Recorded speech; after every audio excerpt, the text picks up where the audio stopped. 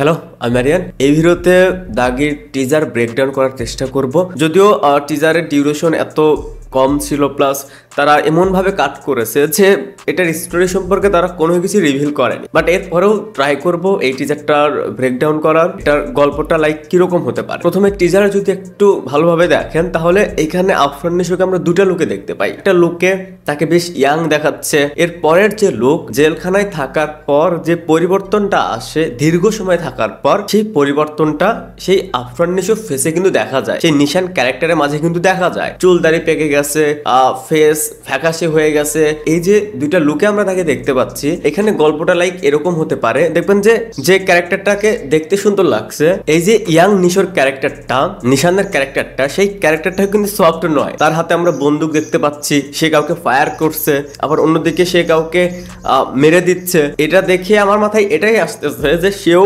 হয়তো কোনো ক্রাইমের সাথে জড়িত। এখানে মেইন অ্যান্টাগনিস্ট শহীদুজ্জামান সেলিমের ক্যারেক্টারটা, এই ক্যারেক্টারটারই হয়তো বা তারই গ্যাংয়ের হয়তো সদস্য হতে পারে নিশান ক্যারেক্টারটা। তাকে দিয়ে হয়তো শহীদুজ্জামান সেলিমের ক্যারেক্টারটা ক্রাইম করাচ্ছে, লাইক এরকম হতে পারে। পরবর্তীতে হয়তো তাদের ভিতরে একটা প্রবলেম হয়, যেটার কারণে এই যে শহীদুজ্জামান সেলিমের ক্যারেক্টারটা, এই ক্যারেক্টারটা নিশান ক্যারেক্টারটাকে ফাঁসিয়ে দেয়। পুরো টিজারে তমা মির্জার সাথে আমরা আফরান নিশোকে একটা সিনেই দেখি, এবং সেটা সেই ইয়াং লুকে, যেখানে তাকে দেখতে সুন্দর লাগছে। এখানে তমা মির্জার সাথে নিশোকে আমরা যে লুকে দেখতে পাই সেটা হচ্ছে কারাগারে যাওয়ার আগের লুক, এবং সে যখন কারাগার থেকে বের হয়ে আসে এরপরের একটা সিনেও কিন্তু আমরা তমা মির্জার সাথে নিশান ক্যারেক্টারটাকে দেখতে পাই না। এরকমটা হতে পারে যে শহীদুজ্জামান সেলিমের ক্যারেক্টারটা, এই ক্যারেক্টারটা তমা মির্জাকে মেরে দেয়। নিশো তারই গ্যাংয়ের সদস্য, বাট সে এটা সহজে মেনে নিতে পারে না, কারণ সে তার গার্লফ্রেন্ড। হয়তো তখনই নিশান ক্যারেক্টারটা সেই গ্যাংয়ের বিরুদ্ধে চলে যায়, আই মিন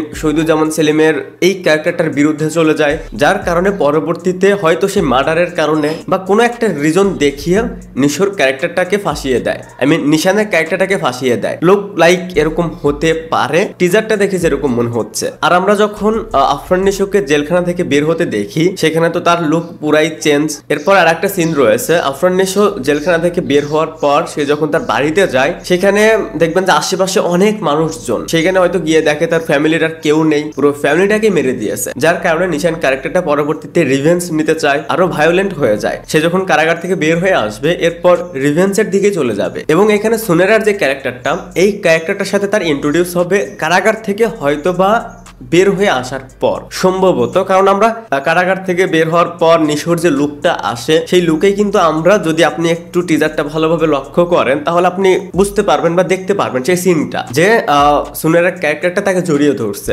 এবং এখানে আরেকটা বিষয়, এখানে যে ডায়লগটা রয়েছে যে জেলের দাগ একবার যা লাগছে সেই দাগে সারাটা জীবন। কারাগারে যাওয়ার আগে নিশান ক্যারেক্টারটাকে সমাজ যেভাবে একসেপ্ট করে নিত, সমাজ তাকে যেভাবে দেখতো বা সে নিজে যেটা ফিল করতো, সেটা কারাগার থেকে বের হওয়ার পর সেটা কিন্তু সে আর ফিল করবে না, বা সমাজ তাকে কিন্তু সেভাবে আর একসেপ্ট করবে না। সে যেহেতু একবার জেলে গেছে, এর মানে সে সারাটা জীবনের জন্য দাগী। এবং এই দাগী হওয়ার পিছনের কারণটা কি এবং কে দায়ী, এটা আই থিঙ্ক তারা ট্রেইলারও রিভিল করবে না। দাগী হওয়ার পিছনের রিজনটা তমা মির্জার ক্যারেক্টারটাই হবে, এবং শহীদুজ্জামান সেলিমের ক্যারেক্টারটা হতে পারে। যাই হোক, ছোট একটা টিজার থেকে খুব বেশি প্রেডিক্ট করা সম্ভব নয়।